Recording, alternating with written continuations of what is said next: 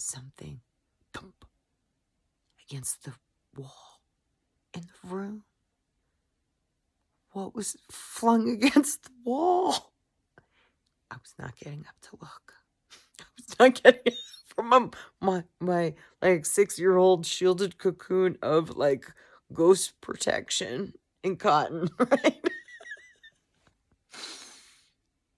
I heard more noise. I heard more stuff getting flicked around.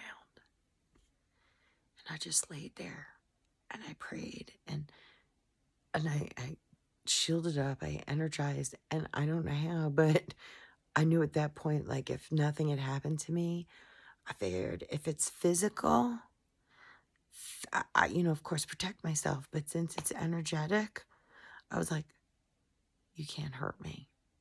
You can't hurt me. Because I know who I am.